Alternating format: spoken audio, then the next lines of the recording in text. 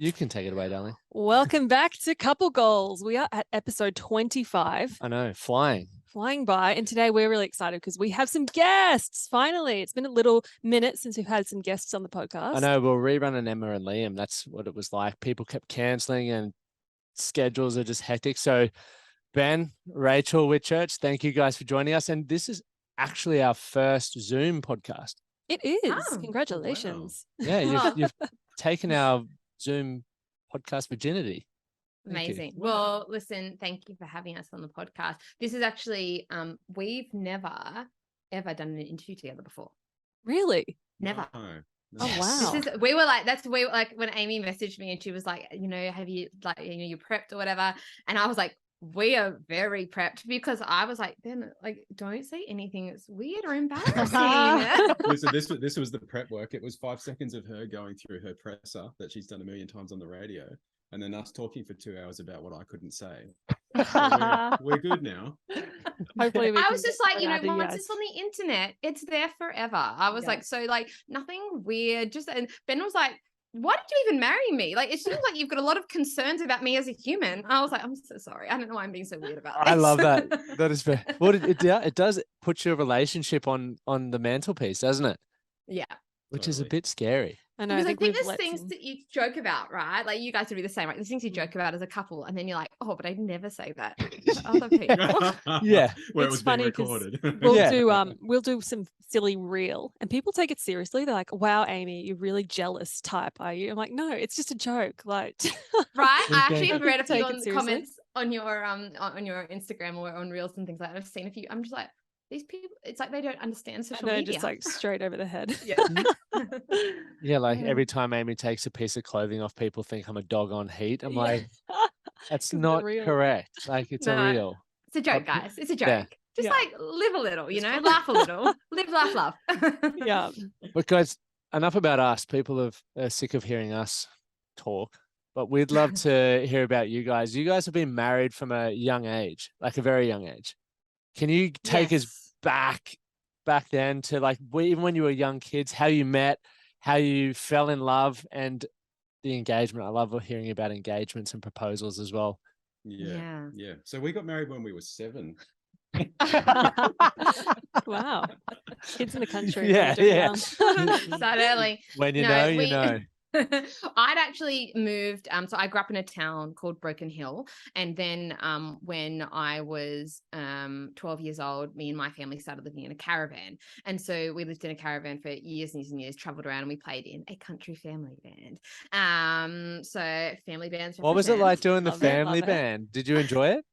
I mean, I didn't know anything different, right? So people are always like, well, what was that like? I'm like, oh, that was just our life. We homeschooled on the weekdays, and then we played shows on the weekends, and that was just how we made our living. So it's just what was homeschooling like, Raech? I mean, once again, I went to school I was the child of the 4 of us. I was the child who did the most of the school system. And so I started homeschooling when I was in year 7. You don't know, you weren't there. I looked to me for answers. I'm like, oh, you weren't there. When I was in year 7, I started homeschooling, and it was great. My parents are quite eccentric, and so they're very big on life skills. And so part of my schooling was my dad had me work with him on the family business. My mum would help us set the curriculum every year in terms of we would set where do you want to be in 10 years? Now let's break that down into, what your goals are going to be for this year and how are we going to work towards those goals. And so it was very, self-driven learning. That's which awesome. I think sounds very practical. Yeah, well, it was super practical. And I think a lot of school is very impractical. I agree. I loved it, and I really struggled when we had to send our first kid to school, just because of I loved homeschooling. But anyway, all that to say was when I was 18 was when we moved to Parks, which is where Ben is from. And how far is Broken Hill to Parks? Or it's a solid 9 hours, right? Yeah. Oh, right. So it's decent amount. Yeah, Broken Hill's kind of in the middle of nowhere. I don't know if either of you have ever been there before, but it really is. It's 5-6 hours to get anywhere. So it's on the South Australian, New South Wales border. It's where they filmed Mad Max. Okay. Right. Yeah. Sick. Yeah. So it's like, it's, you know, my parents are actually extras on Mad Max. So, That is so brilliant. it's, yeah, it's a long way from anything. You know, they have that new festival out there, the Monday Bash. They Oh, have that nice. out there. Yeah. So anyway, it's middle of nowhere. We just wanted to move somewhere more central for our touring. And so we moved to Parks. Ben and I, we were actually discussing this the other day. We were kind of going through how we sort of met, because obviously, you know, different perspectives. And so Yeah, me I and my love hearing siblings, very musical, and we just moved to town and we didn't know anyone. And so I was 18, or not 18, I think, and my brother was 17 and my sister was, you know, 15 or whatever. And so we've always been very good friends because we grew up traveling and touring together, and we're like, we've got to find some friends in this town, like we don't know anyone. And so we hunted around until we heard, you know, there was this local band playing, and so we went down to this event and we just like literally were just like, hey, we're new to town, like we just heard you guys were like playing in a band, and so we come to meet you. And it was Ben's brother who played in the band, Right. and so then That's I think awesome. after that, then they were just like, oh, do you want to come, Ben's brother Josh, he was like, do you want to come back to my older brother's house? We're all going there after this gig, you know, to, you know, just, you know, catch up or whatever. Flame it up. Blame it up. Do not pass And go. so we went back there, and then that was where we kind of met. But it wasn't really like, we were just friends for quite a long time before we, you know, like acquaintances and just, you know, in passing.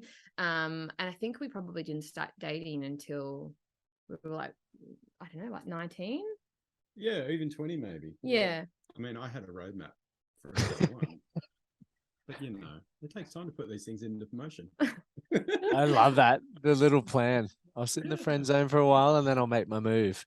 Yeah. It was actually a bit like that. And we always joke about it because, you know, it was like, I think when Ben proposed, we were super young. We were like 20, I think, 19, there's 1 year between us. And so I think we were like 19 and 20. How long had you guys been dating before the proposal? Not long. We sort of hung out in the same friend group for quite a while. Like not 5 years though, like like a year or a year and a half. Yeah. But you knew each other. Yeah. Yeah. And so then we then he proposed, and I was like quite taken aback. And I was like said yes, but I, you know, wasn't quite expecting it because we were so young.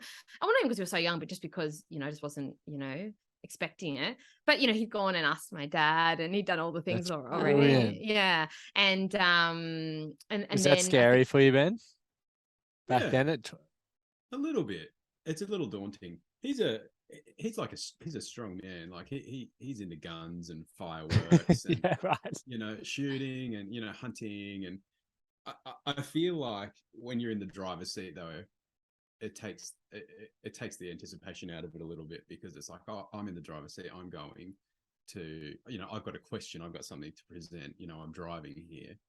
But him in general life, he's an unpredictable guy. Country man. He's real, you know. What did he say? He's a bloke's bloke. Jen? When you asked him, what did he say? Yeah. Did he pull out a gun? No. Yeah, so we'd spent a lot of time, you know, I'd gotten to know him and the whole family. They're a tight family unit. So it wasn't like, you know, a stranger or an outsider. And yeah, I feel like I might have put it to him twice, and I feel like he might have said it's not quite the right time. I think I didn't know this, so Ben told me later. I think the first time he was like, oh, I feel like it's a no for now. And Ben, I was like so shocked. Like I was like, wow, ballsy. Like, you know, like for Ben to then be like, okay, cool. And so then like, you know, because I feel like at that point I would be like, is this kind of like worth this effort? Like they're kind of annoying. That's interesting. And then you came back a second time. Yeah, how long in between the two times that you asked? Oh, look, the details are vague now. It could have been 6 to 12 months. I just called him the next day. No, it was a while. Yeah. Are you sure you meant no? Just checking. I sent him a few memes, and I thought, you know, maybe he's having a better day. I'll just try him again the next day. Yeah. But we were very young, you know, and like I said, I was the first to get married. My dad particularly, I think, you know, really struggled when, you know, I mean, I think all parents do, right? When it's like, you know, the first one leaves the nest, and we were young. Yeah. And so when we got married, I think we were like 22, I think. 21, 22. Yeah. Wow. And so I mean, I guess, you know, we didn't seem young at the time, because when you're young, right, you're just like, I'm so mature. I'm an Yeah. I know, Oh, yeah. yeah. And so we didn't feel that young. And I think that we just like, I don't know, it just felt right, you know. And so we were just like, yeah, it just feels like it's meant to be. And so we got married, and then a year later we moved to Sydney. So Oh, nice. Away from your family, Raech?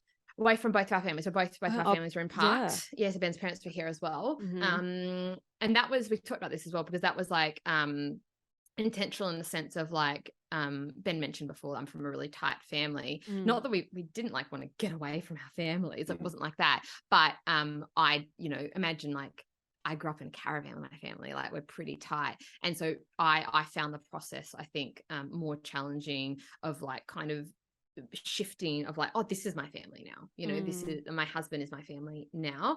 Can you tell them a story about that first week in Sydney when we were driving the ute? The ute. The bloody ute. So Raech has a very capable family, you know. Her dad's always worked for himself, and he can fix things and make things and, you know, come up with businesses, and is super capable, right? And so it was a great opportunity for us to go and learn to rely on each other, and for me to, you know, figure out how I was going to, you know, problem solve when things came along. And we were really fortunate to get an opportunity quite early when we moved to Sydney. So when we moved up to Sydney, we had an old 2010 dual cab Rodeo, 4-wheel drive In Sydney. and we used to, you know, I used to drive to work through 5 Dock, and the roads made of those concrete sections, and it was literally like riding a horse in that ute, right?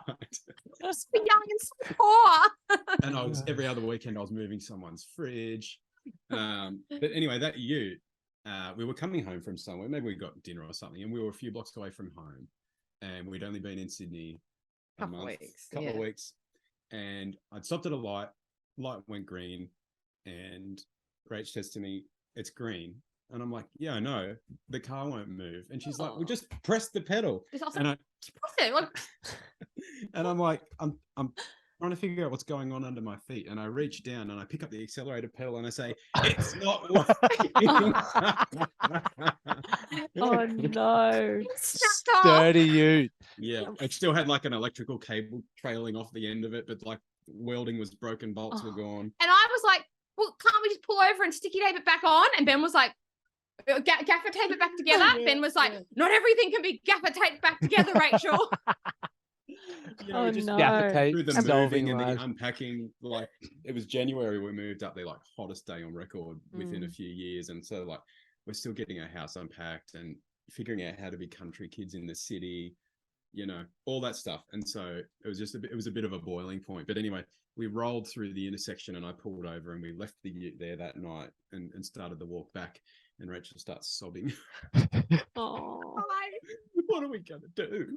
And I'm like, we'll just get home. We'll get on Google. You know, we'll find someone. Maybe we have to get it towed or something. I'm sure there's a tire place around here that's got a mechanic or whatever. And she's like, "I'm just gonna call my dad." And Ben was like, "Don't call your dad. I can figure it." Mr. Reliable, getting the independence.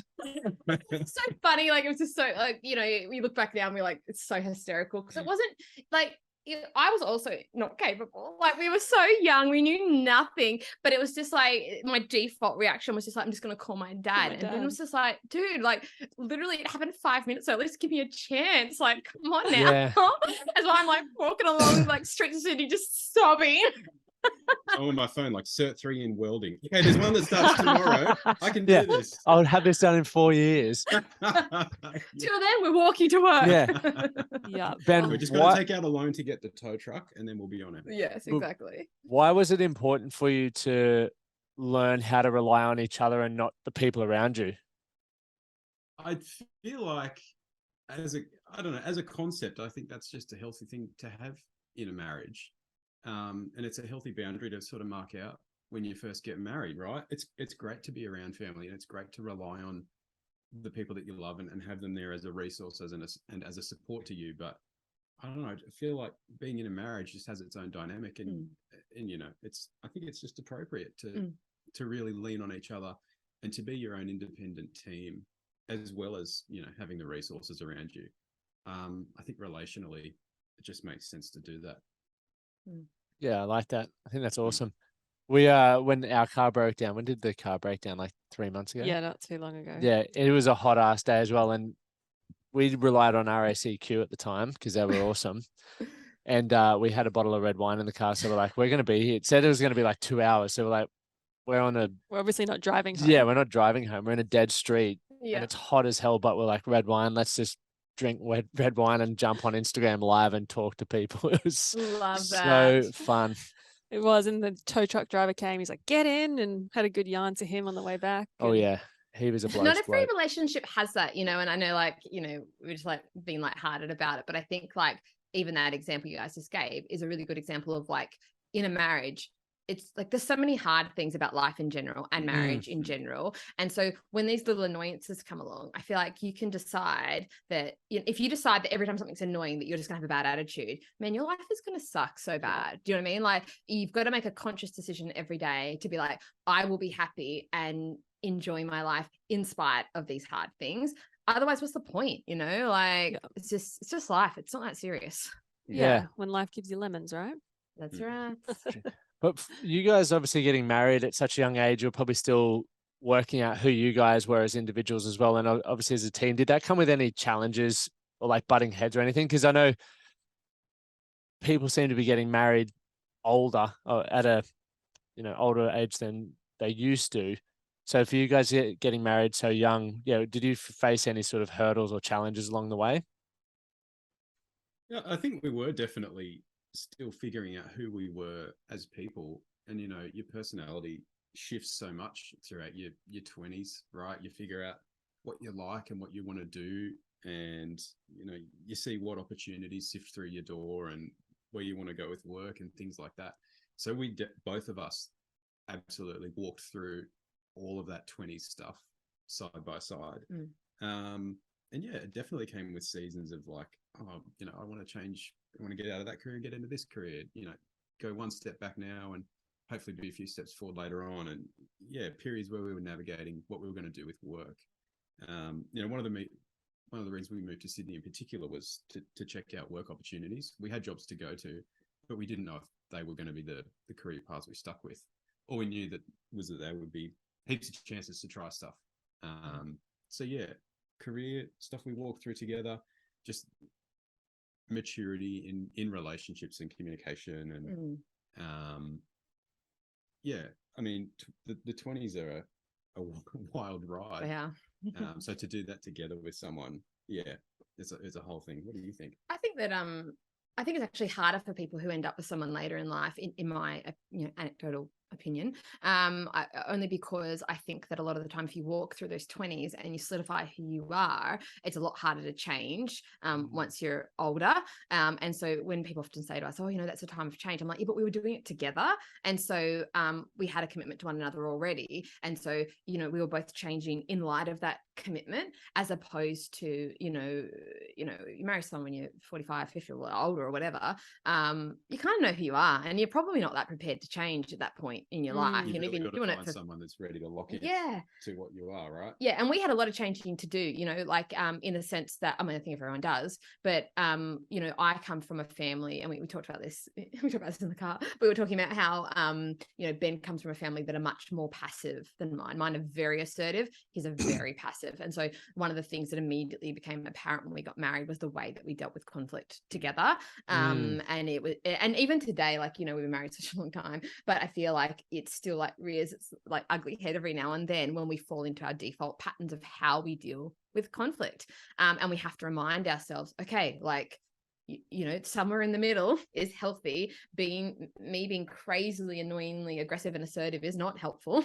You going into a corner and not talking to me is also not helpful. Yeah. You know, and so trying metaphorically. He's not, I don't put just see Ben in the corner, just feel like, don't talk to me. And I'm like, turn off the lights.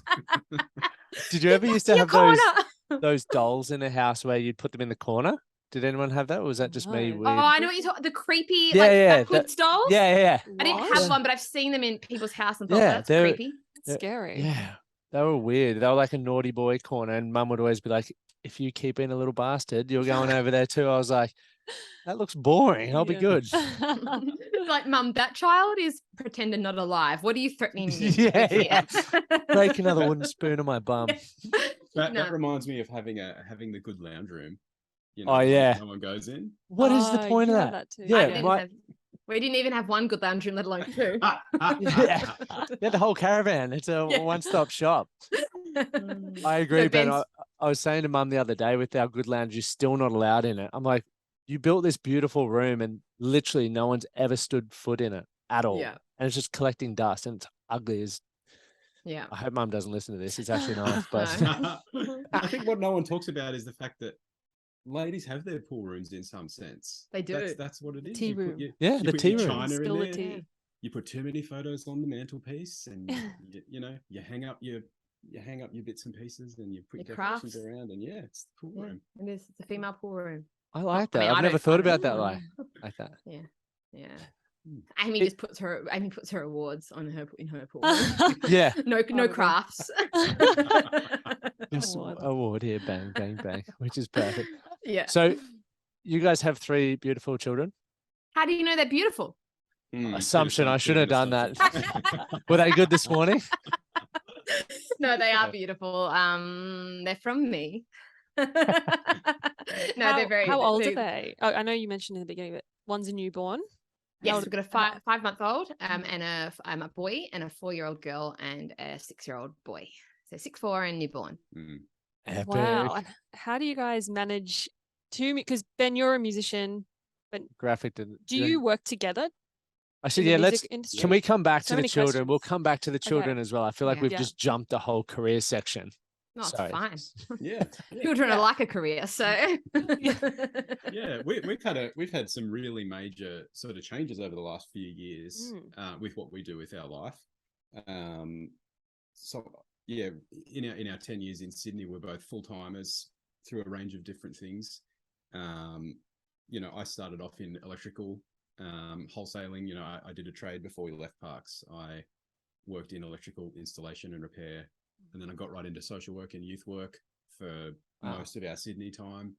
The back end of that, I got into HR with a charity that worked with youth and people with disabilities and all kinds of different stuff. So I went through a whole bunch of different stuff and always played a little music on the side. We'd do some gigs with Raech, just playing a bit of guitar. But I wasn't even really doing that many gigs either at that point. No, you were you know? a worker as well. Yeah. And then the shift to doing music full time and having a full crack at it. I mean, I'll let you talk about this because it's your music. But yeah, I'm a muso in the band. Basically, I'm a guitarist in the band. In Raech. Raech's band. Yeah. Yeah, I do a few gigs here and there for other people as well. But Before we did that's this my main interview, I said to Ben, now, Ben, one of the things that you do is you always undersell yourself. Like, you're so humble. I was like, take a leaf out of my arrogant books. Do what I do. Yeah, I was like, you need to talk. We're in the music industry, baby. I was like, you need to talk it up a little bit. So, no, but Ben literally toured as Adam Harvey's lead guitarist for a year and a half, That's epic. and so that he would he gets booked for gigs with other artists as well. But I generally make him be purely available for my shows. Yeah. Because I like need that. him. Yes. Yeah. Yeah, so we do work together in that sense. And yeah, we went to Sydney. I got a job in the music industry, coming out of my family band. I went and got a job working for a country music booking agency in Sydney and started off as a junior agent and then kind of worked my way up to the head agent at that agency. I was repping a bunch of big country music artists. And then I kind of got really disheartened with the music industry. Amy, I'm sure you can relate at various times in your life. Mm-hmm. And I love it. But yeah, it is super tough. And I think it's especially tough for women, just in terms of how you want to present yourself and on the business side in the music industry, it's very male dominated. So I took a break from the music industry for a bunch of years. And I also went and worked for charities. I mean, we've grown up with parents who, care about the world and care about making a difference in the world. So I wound up working for, World Vision, for example, and I worked on their celebrity and artist ambassador program and managed all the celebrities that kind of, talked about World Vision. Did that for a bunch of years and then it morphed into a music touring program within World Vision. did event management, and then slowly, I got pushed to the point, actually, that's a good segue. But when we had kids, that was when I was like, some people have kids and then they get this thing where I think it slows them down. For me, it just highlighted the fact that life was only ever going to be harder from now on.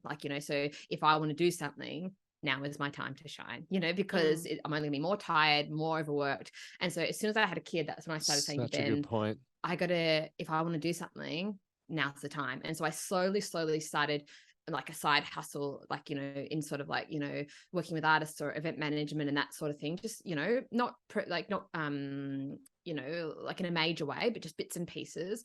And then when I had my second child, Magnolia, that was when I had, a year of maternity leave. And so I was like, this is it. Like, I've got to use this year and I said to Ben, when this year of because I had, parental income or whatever, I said, when this money runs out, if I haven't got my business up and running, like, I have to go back to work. And so this is the time I have to make it work before that runs out, because we live in Sydney and it's pricey, right? I just couldn't afford it. And so I just hustled all through having little kids. I had them at home with me. While I was working, I juggle calls with sleep times, and it was a hard but worthwhile time. And so then when Magnolia kind of came to the age of where that leave finished, I quit my job, didn't go back, and I had a business. How did that feel, quitting your job? Were you stoked? I was so stoked. I was super proud of myself, because I think people don't talk enough about how when you work towards something and when you've got a vision and a focus, and then when you achieve it, it feels so good. And I think that I'm constantly just, when I look back on that time, I'm like, I don't know how I did that, because I was so tired. But just the drive to not only, not be stuck in a full-time job and wanting to be present for my children, but also wanting to model to my children bravery and, taking risks and potentially failing, and all of those, things that we would say are family values of ours. I was like, well, listen, kids, I don't know, maybe kids like this, but most kids don't listen at all. And so, but our kids, I feel like what they do is they see what we do constantly. And so I was like, I have to model to them, failure. I have to model to them taking risk. I have to model all these things so they can learn what that looks like. And that's, kind of what catapulted, I guess, the launch of, my own booking agency, which is called Sure Thing Agency, and also my music career. So I literally started a business and decided to start a music career more or less at the same time. Wow, that's really inspiring, because obviously we're in the age and we're married where we're like, are we going to have kids? Are we not going to have kids? We've discussed it on previous episodes. Yeah. But I'm just like, how am I going to have a kid and juggle 2 music careers and a podcast?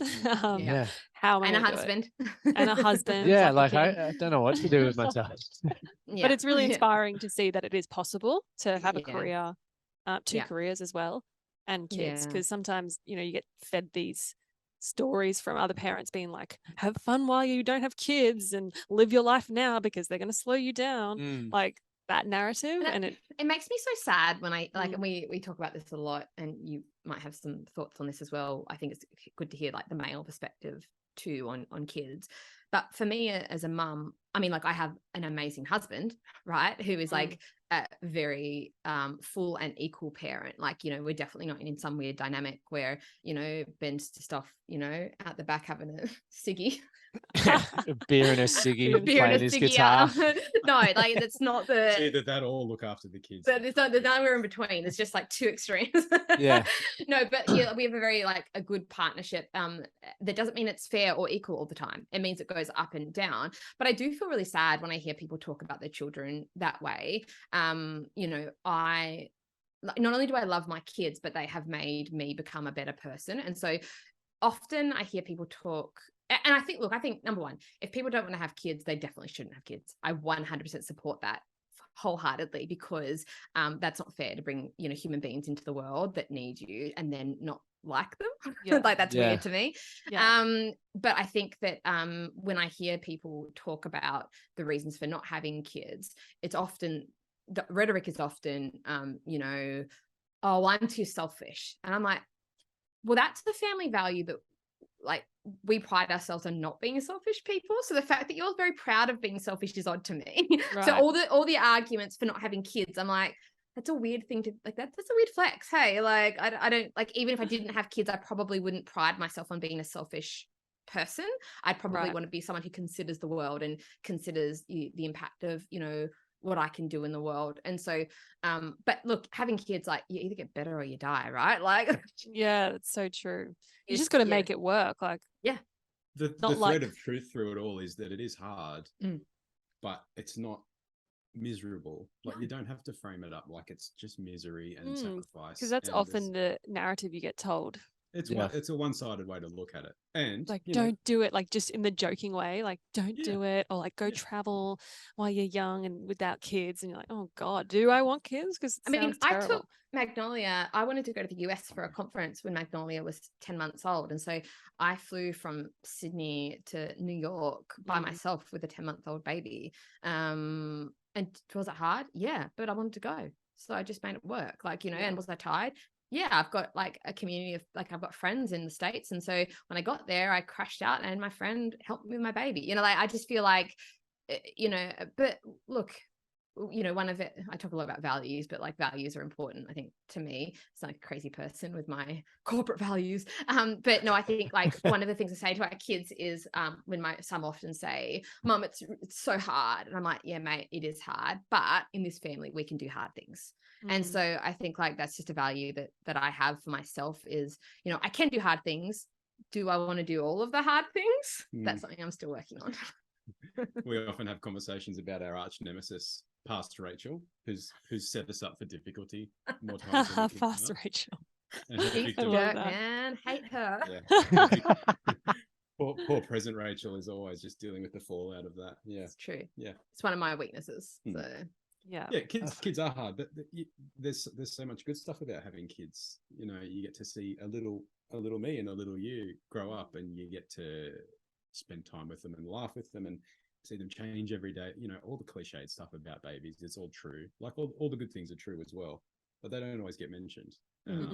Yeah, and you know, people have different circumstances, harder circumstances, and different people can find different levels of difficulty with having kids. It's absolutely true, but it's not all bad. And yet, I don't know, just hasn't felt like we need to warn people off it.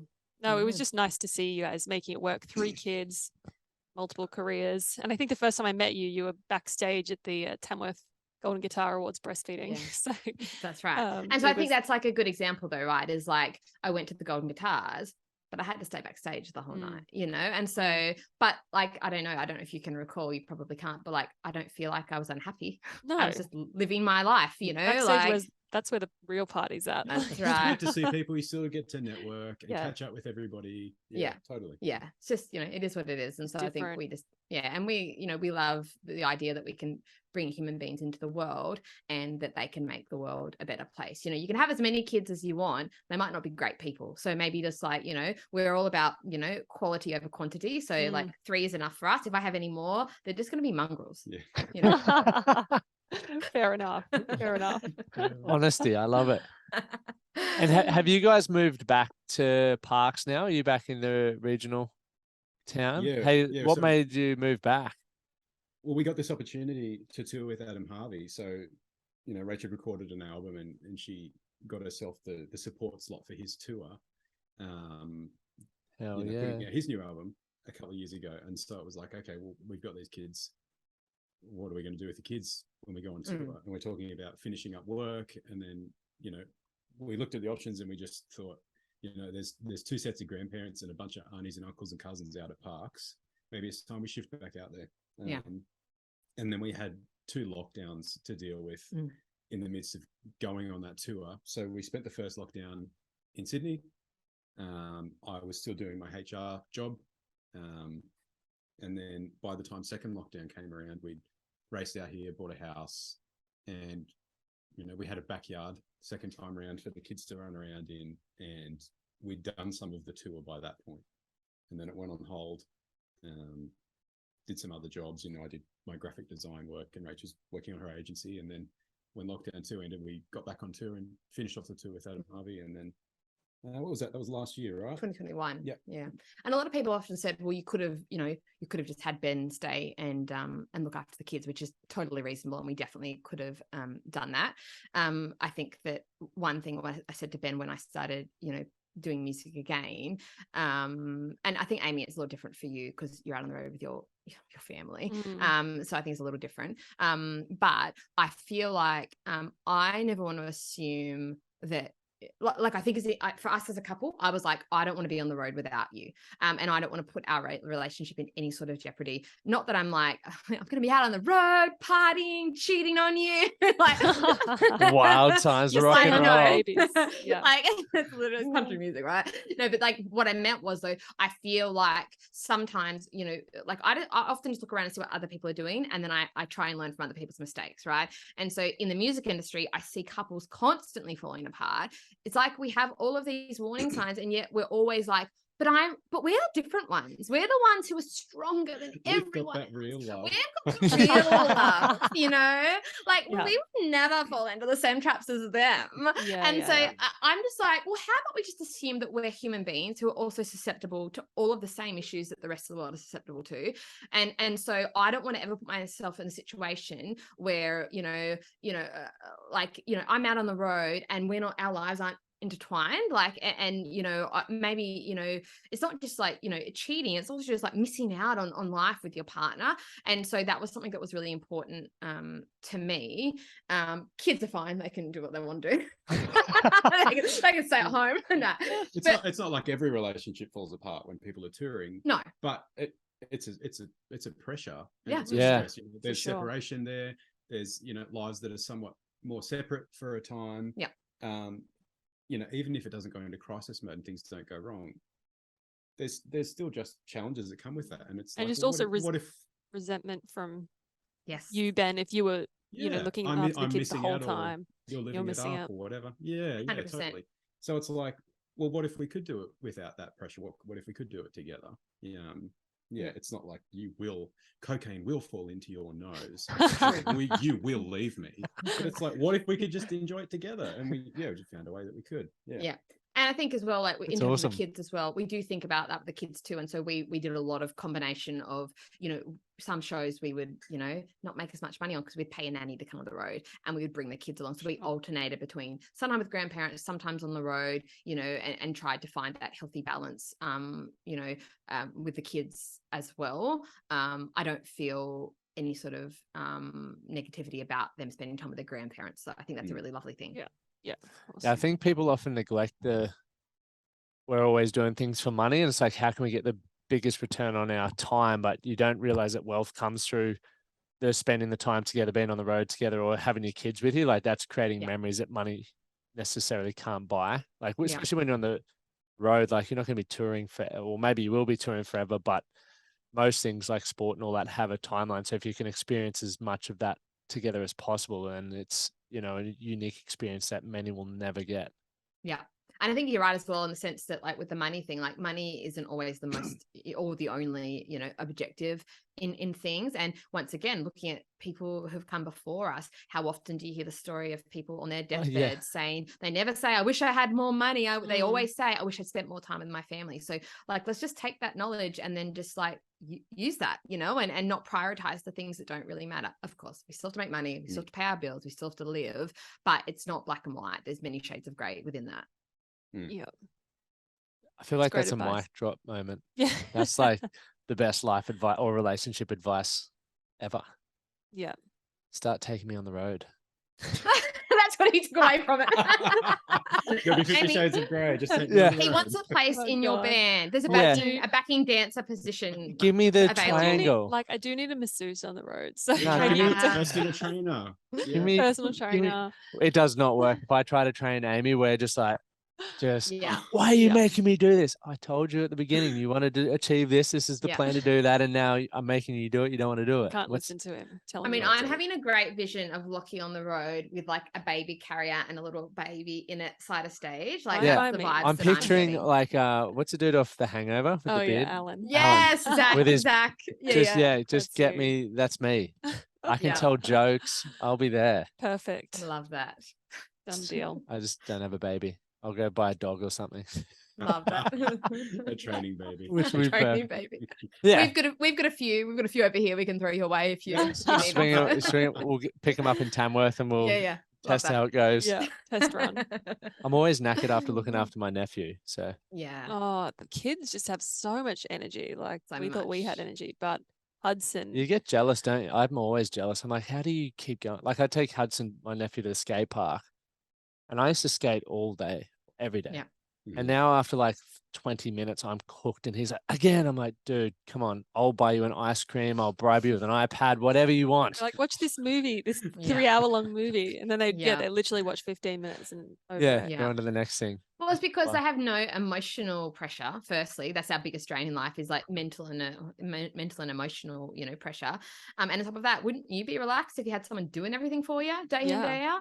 Yeah. Come on now. You just play outside all day. Yeah. Every day. And just, it's like lunch is ready, nap time. Yeah.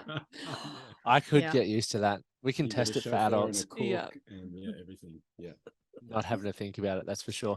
So how do you guys, obviously you made the decision that you wanted to go on the road together and do those sorts of things, but you're still doing a bit of graphic design, Ben, and then Raech, you've obviously got the agency. So how do you balance going from like design mode and Raech to agency mode to then we're on the road mode? Like, how do you juggle all of that? Because as Amy was saying before, like a lot of people would just be like, no, that's too hard. Leave that. I'm not going to, pursue my music career and a business as well. It's just like one or nothing or children.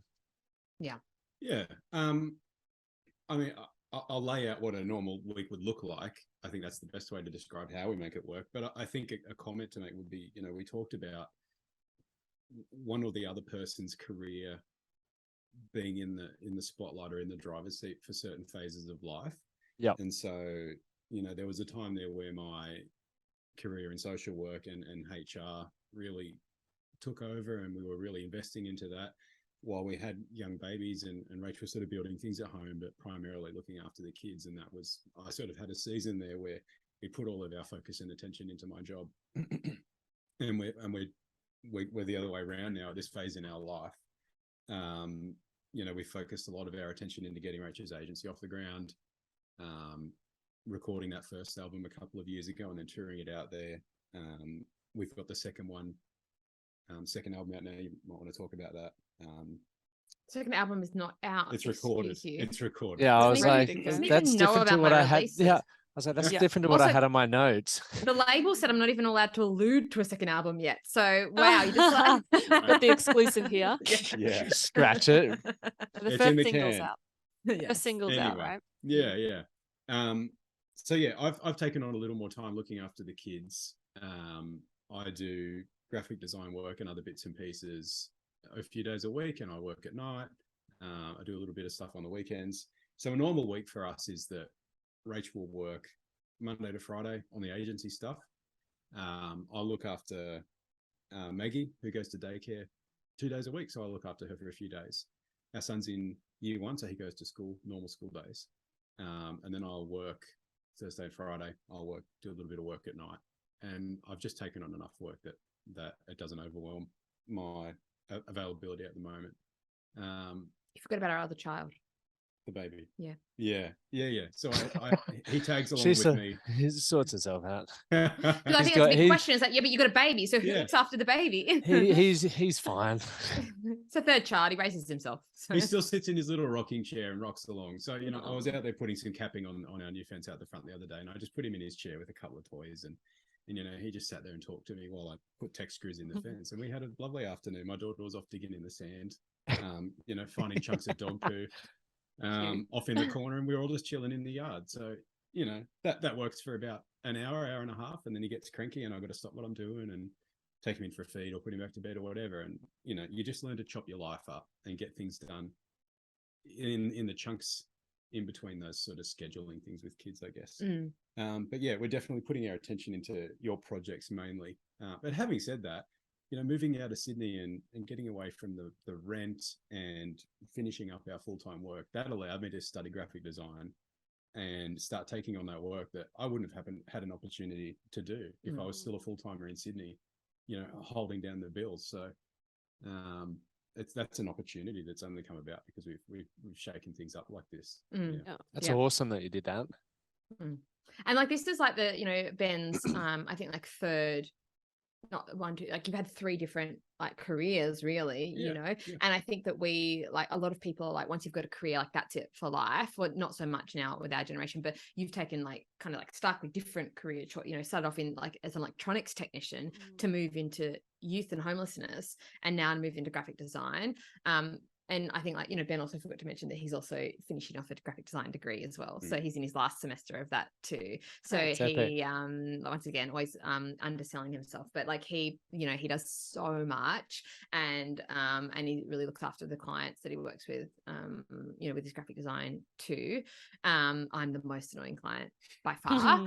I'd give him, he's like, what's the deadline? I'm like, tomorrow. And he's like, that does not suit my schedule. And I'm like, yeah, I'm like, I'll pay you 100% more. He's like, 100% of nothing is still nothing. But yeah, so yeah, and you're right. Like we have taken different times in our career where we've, like, you know, we've focused on each other's careers and supported each other in that way. Especially, you know, I moved to Sydney for a job in the music industry, and I loved that. But you wanted to move into a different field, and so we had to, you know, put a lot of work trying to figure out how to do that. And that's what I'm saying. Like we really consider ourselves a team. You know, it doesn't feel like, you know, even though it looks like from the outside, okay, there's a lot of focus right now on my agency and my music, and there is.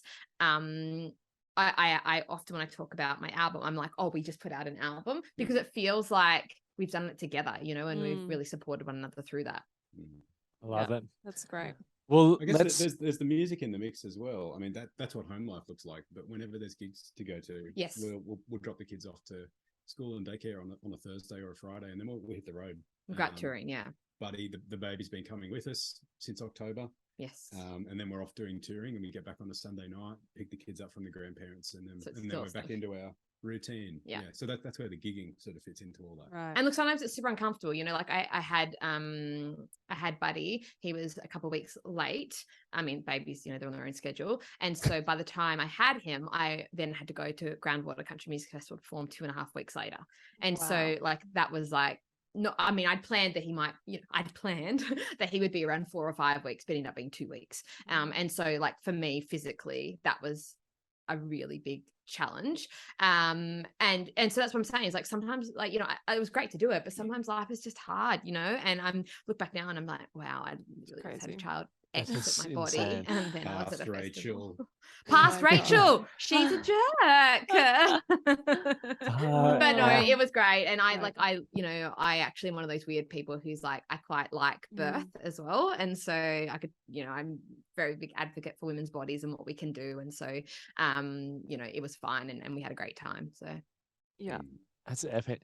So before we chat about obviously the new single and what inspired it, let's do the pet peeves segment. Sorry. And I'm just looking at Lockie's still looking for a buzzer. I don't want to do this one to you, but it's a wrong answer. Fart toot flute. Should that be It's going to be the one. Oh, that was big. That was big. I mean, look. Oh my god. You're a real shock jock now. Oh my goodness. Right. Pet peeves. There it is. Well, there were so many, and then like the XX came up with their intro. I'm like, that's not really a buzzer sound, but that. I love it because I watched a little bit of an interview with you guys the other day where you interviewed another couple and you were discussing, like, you were having like nearly an identical conversation. And it's funny because the look on Amy's face was identical, and it was like, I love you, but also like, you're so annoying. I know. I'm like, like, just get it together, man. Of you that I love. This is why she doesn't take me on the road. Oh my god. She's like, you you're had dead one set job. Useless.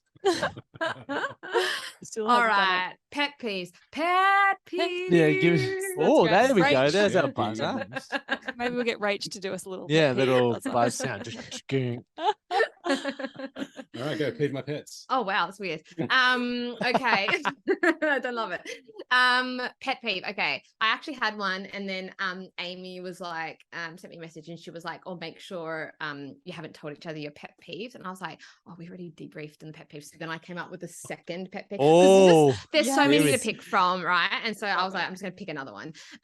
Okay, this really gets on my goat. How you feeling, Ben? Ben's got the sweats.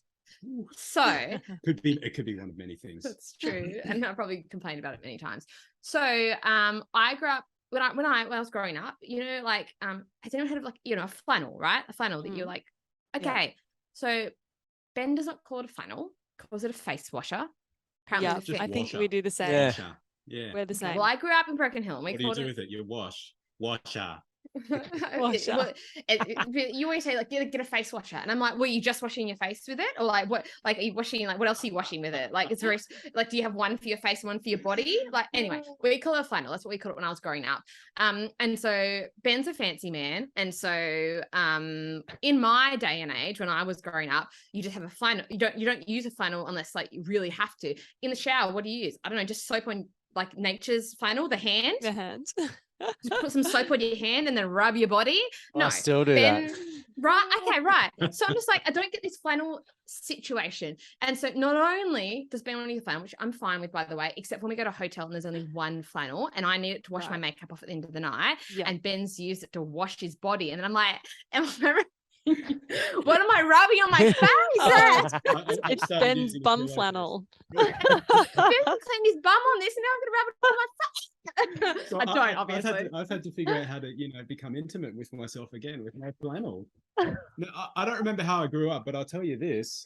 When I was like, young teenager, like 12-ish or 13-ish, one Christmas I got sounds like it's going to be a weird story, but okay. I got one of those Lynx shower packs for Christmas, right? And it's Lynx Africa.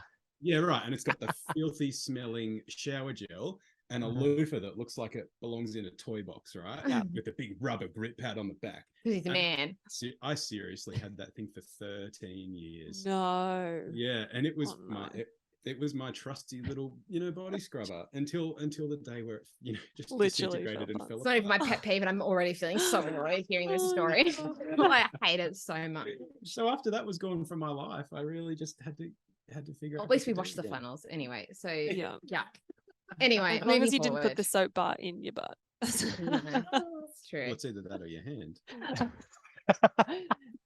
But it's washing your hand at the same time. So right? Okay. Anyway, it's fine. So listen, not only does Ben have to have a flannel for cleaning himself, which is fine, like I'm fine with that, but he has infiltrated the ranks.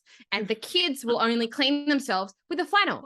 And they don't call it a flannel. And I say, hey, Graham, like my son, hey, here's some soap. I need a face washer.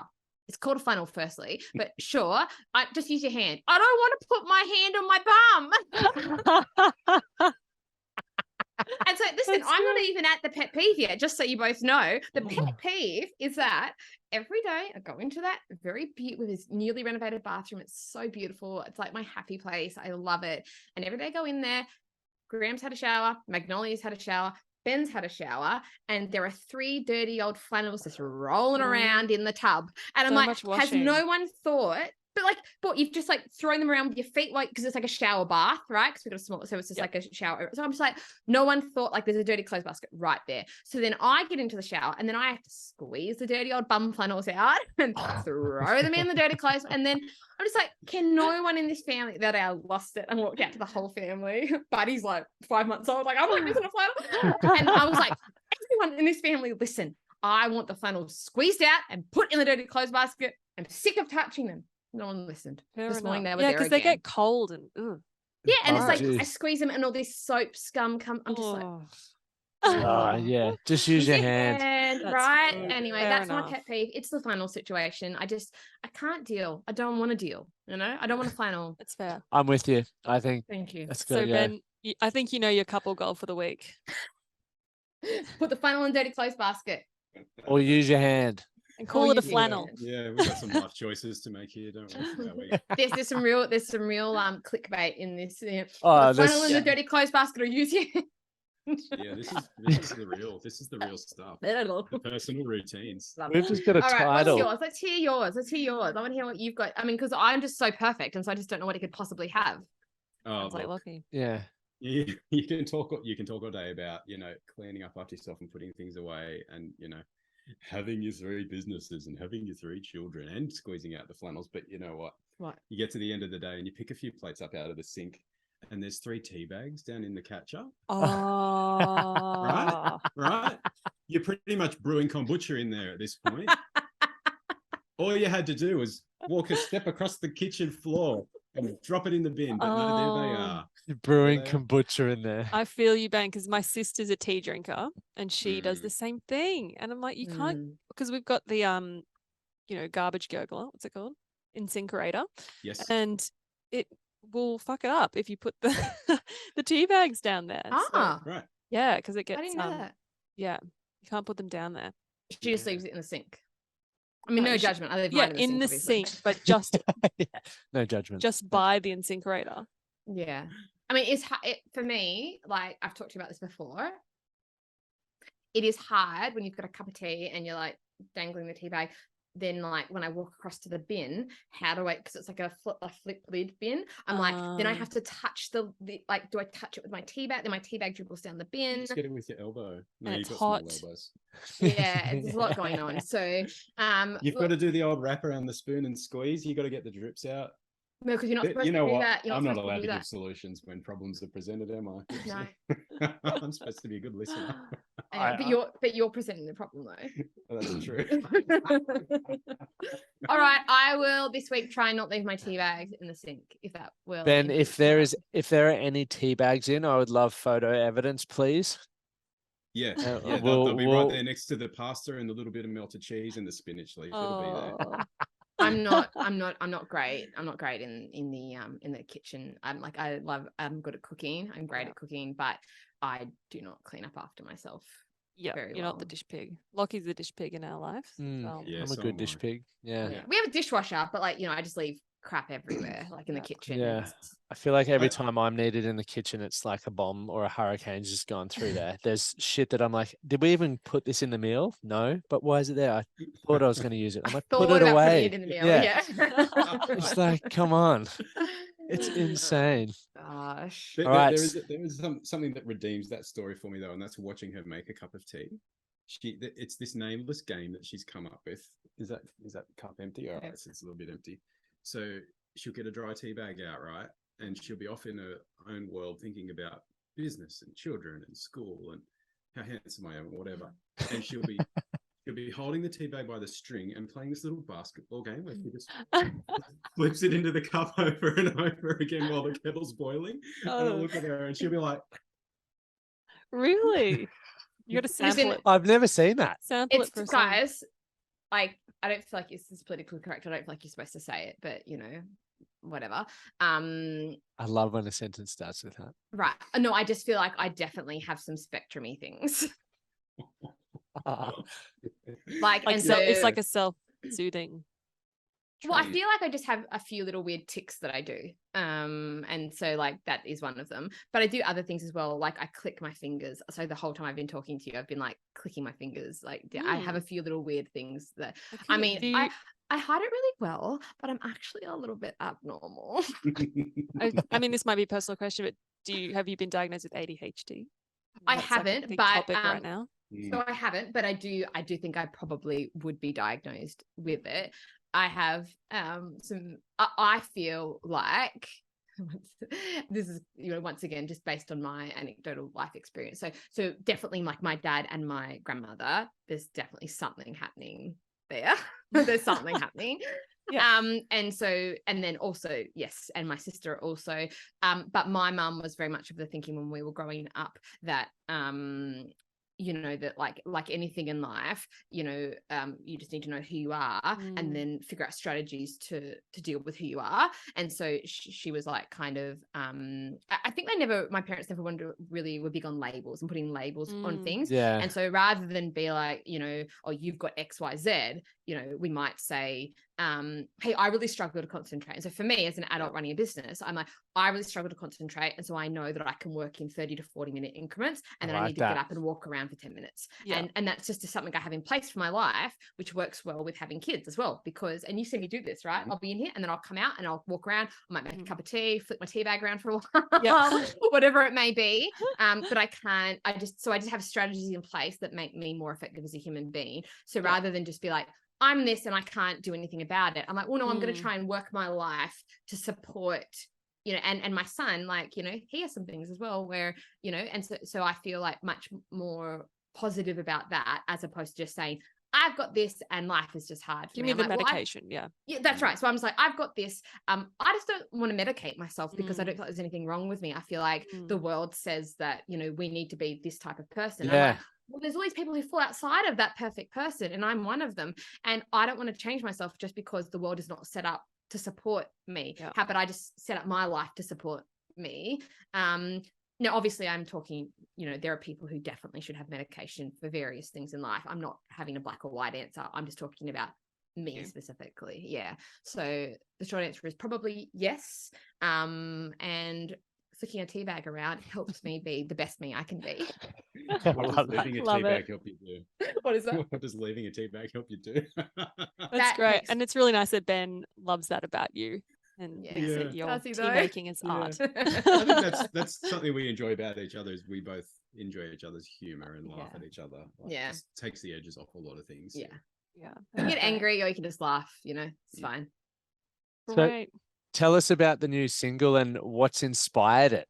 Yes. Because I noticed, single. sorry, in the film clip, the caravan, is that inspired by living in a caravan, obviously? Well, it's funny because it actually wasn't initially part of the storyboard, and then really? the director. So we booked somewhere to stay, like it was in like Mangrove Mountain, like there was like one Airbnb in the region, and so when I went to book our comm, I just booked this little place, and when I got there, they were like it's a 2-bedroom little shack, and then when I got there, one of the bedrooms was a caravan because our makeup and hair and makeup artist had to come stay, and so I was like, I'm so sorry, this is the only one available, and there's a caravan for you.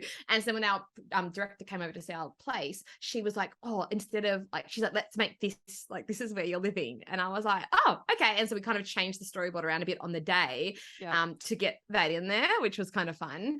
And I did think at the time, I was like, well, this is very much, you know, like my childhood. I thought for sure that could have been it.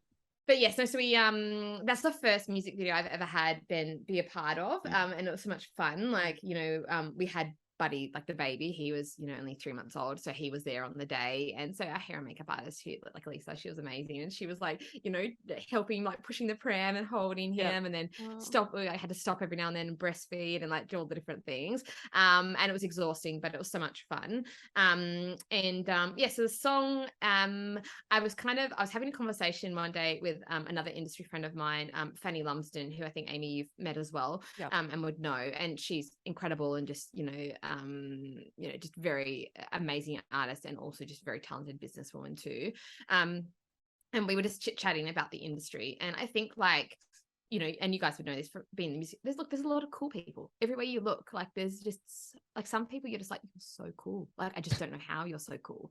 And so Fanny and I were just, I can't even remember who or what we were talking about, but we were just kind of laughing about this idea that I said to her, oh, even if I wanted to be that cool, I wouldn't know what to do. I wouldn't know where to start. And so we were just kind of making fun of ourselves. And so after I got off the phone with her, then I was thinking, there's all these things that I do that are not, you know, cool per se, especially in Australian culture. And it'd be really interesting to kind of write a song about that and kind of highlight different things I do that aren't that cool. And, you know, the opening line of the song is, it's not cool to be too excited about anything at all. And if that's on Australian culture, I don't know what is, right? Definitely can feel you on that one. Americans are just so excited all the time. Yeah, and I love for them. Imagine being that excited and enjoying your life in Australia, you know, and that's not everyone obviously, but in Australia, you play it cool. You know, we're just oh yeah, that's cool. You know, just relax. But I'm not that person. I'm I'm so excited about everything. I feel when Amy and I met, I feel sometimes when I meet people for the first time, afterwards, I'm just I think I was too much. No, not at all. I was too much. Did I say anything wrong? Was I too much? Did I say anything wrong? Was I too much? Was I funny? Was I annoying? Funny, annoying. I don't know. I was trying to be funny, but I think I was just annoying. No. I remember I was so tired that week. I wasn't really in my right headspace, but you've been doing a lot. You were lovely. Yeah. But I think obviously I'm new to the country scene, so it was really nice to have a chat and you and baby. Yeah, so lovely. Backstage where all the fun happens. But yeah, so that's kind of where the song came about, was just making fun of this idea that you know, at the end of the day, cool isn't the goal, right? Like the goal is to be authentic and, you know, who you are. And like the funny thing is, I think that, you know, the people that we all admire the most, the coolest people, they're the ones who are just, they don't care about being cool. They're just, you know, they're just being who they are. And that's what I think people love, is they can see themselves in other people.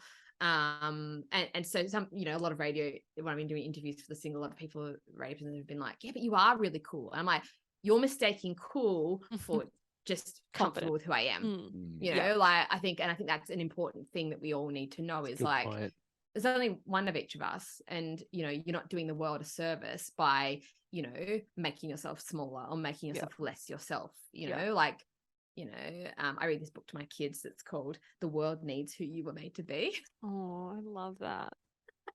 But it's so sometimes true. but sometimes I'm like, maybe not all that much though, guys. Like just tone it in. Just wind it down. Yeah. Wind it down. Oh, I love it. So for those of you who haven't heard it, it's called I'm Not Cool, and you can get it on Spotify, Apple, all the Instagram, website. Yeah. YouTube. There's that many platforms now. Raech, what are your socials for everyone listening in? Yeah, so I'm on Facebook. It's just Raechel Whitchurch. Same on Instagram. I've joined the TikTok. The TikTok. How do you find Adele calls it the TikTok, and I just like will never let go of it because I think she's hilarious.